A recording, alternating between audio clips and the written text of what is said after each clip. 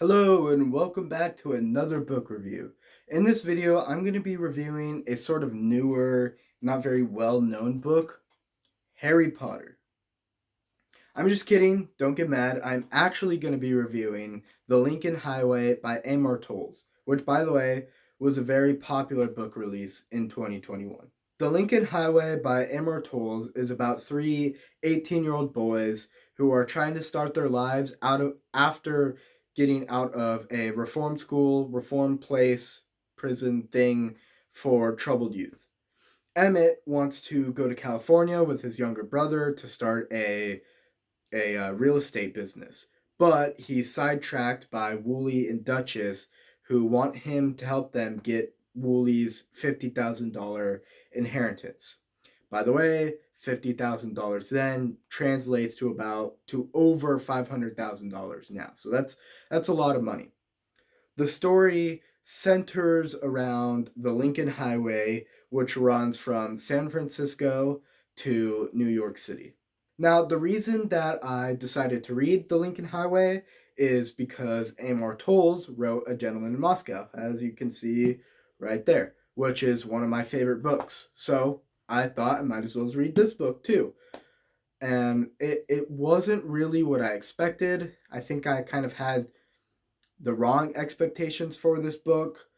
It's more similar to This Tender Land than A Gentleman in Moscow. And I know it's a very, very different premise, very different characters, different country, same time period, but it's very different in its premise than A Gentleman in Moscow. But there was just a few key things that were missing that didn't really have to do with the premise. And I'll talk about that. I was a little bit disappointed, but overall, I really like this book a lot. The story and plot of this book are very captivating and interesting to follow. It progressively gets more and more suspenseful, sort of, and there's more on the line as the story goes on. It's kind of gets more frustrating in a good way because things aren't going the right way. So it's fun to follow. It's a good story. It follows the traditional sort of epic style of story, similar to This Tender Land again, where you have a first, second, and third act. I mean, most books have that, but this one really follows it tightly. Really follows the style of an epic. My cat just snored. It the younger brother talks about this a lot in the book, so it makes a lot of sense and it's fun. I like it. The characters are also very fun. I really like Duchess a lot. I like the younger brother. I like Wooly. I like all of them. Emmett was good. I have some problems with him, but they are really fun characters. They're very young and spirited. They all have their ambitions, which is kind of different than what I'm used to reading. I read a lot of books that have older people. For some reason, I just read a lot of middle aged people, and I like those books a lot. Like A Gentleman in Moscow, he's middle aged and then very old at the end. I like it a lot, but I don't really read young adult books. I wouldn't really say this is young adult, but it has young adult characters in it. So and it's fun. It's different, more different than what I'm used to. I like the characters a lot, except for well, I liked Emmett, just had some problems. We'll get to that later. I really like the action scenes in this book. They're very well done. I think the author is sort of showing that he can do good, not I don't want to say action scenes in the sense that like a big huge fight, but I just mean scenes where a lot is happening. It's really good. It's very captivating and it really gets you into the action that's happening, which I think is very different from a gentleman in Moscow. And I understand that. I think that was kind of a major criticism for A Gentleman in Moscow. It's kind of slow, a lot of thinking, a lot of sitting in one room. So I think it's a nice turn for this author, and I respect it. It's cool. I really like the action. The only thing is that it's missing this level of detail in the scenery that I really liked A Gentleman in Moscow for. There there are quite a good amount of scenes that are very immersive, but then there's also quite a bit that I don't really know what I should be picturing. It felt a little empty sometimes in some of the scenery, and I wish there was a little bit more. I feel like I say that a lot, but A Gentleman in I really like the level of detail in A Gentleman in Moscow, and I feel like this book could have had some more of that. Maybe, I don't know. It could be that I read it or I listened to a majority of this book um, on an audiobook. Could be that. I don't think so, because usually I don't have a problem with that with audiobooks. I usually can see it just as vividly as I do when I actually read. So I don't know. It's just something to think about. It maybe it's just because it's a different style of story, but a lot of the time I wasn't. I knew it was 1960s, 1955 or something. I knew it was that time period, and it wasn't. I wasn't confused, but at some points it. I wasn't. I didn't feel like that's what it would be like. I don't know. I just kind of something to think about. Not that big of a deal, but just something I noticed. Well, I was kind of disappointed in that aspect. I do think the prose in this book is outstanding. Not really surprising from this author. A Gentleman in Moscow had a outstanding prose. This book has outstanding prose. There's not any clunkiness.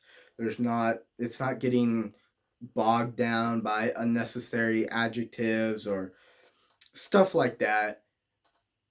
I guess that's kind of almost kind of contradicting myself, but you can have description without having unnecessary adjectives and stuff, that sort of thing. There's none of that. It's very clean, flows very well. It's really good prose. Again, not really surprising, but it's definitely something that I like about this book. And yeah, it's good. Quick. Subscribe, like, and hit the bell notification. Do it really fast. Hurry. Did you do it? Come on, please do it. Please do it. If you do it, you'll get like a gazillion years of good luck. I'm a gazillion. That's a lot of good luck. More than you need, but come on, that's pretty cool. You should do it. Did you do it? Thank you. I really appreciate it. Let's get on with the review.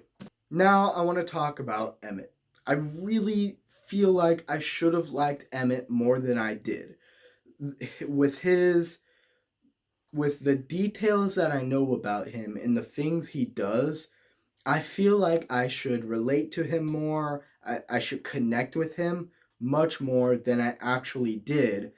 And I think there's a reason why I feel that way. I think Emmett is just sort of lacking some personality that the other characters have. He's still a really good character and a really good. Well, I don't know if he's a main character, but I feel like he's a main character. But compared to the other characters, he's just lacking this level of personality where the other characters have these sort of dreams that are really interesting. Like Duchess's dream is really interesting. Same with the younger brother, who I can't seem to remember his name. Billy. That's right. They all have really interesting dreams, but then Emmett's just like, I want to have a real estate business. I get it. You got to make money, but I don't know. I feel like with his age being so similar to mine, I should have been like connected to him a ton, and I just wasn't. I don't know. I think he's just missing that personality, and he's just a little bit bland. I'll put it that way. My other problem with this book, and I know I'm talking about the problems a lot in this book, but just I had very high expectations for this, and I think they're valid points. So another thing that I kind of didn't was bothered by is the ending. No spoilers. I'm not going to spoil. I'm just saying that the ending didn't make sense. A certain character does a certain thing that doesn't make sense at all. It just okay, I shouldn't say it doesn't make sense at all, but it confused me a lot. Why this character did this, why it happened that way, didn't really add up with the rest of the story, and I felt like it was kind of unnecessary. I'm not gonna really go more than that, but I just wasn't that happy with the a very specific thing that happens in the ending. The rest of the ending is good. The rest of the details and events in the ending are very good. It's just a key thing happens that I don't really think was a good choice. But it's his book. I don't really like it. It doesn't add up with the rest of the story. Overall, I really like this book a lot. And even though I was kind of nitpicky in this review, uh, I think it's nitpicky in the way that I like this book. So I like this style of writing, this genre, and this book so much that I think it's kind of fun to be nitpicky about things that I think could have been better. Although I do really like this book a lot. Those are just some things to think about that, maybe they bother you. That's kind of my thoughts.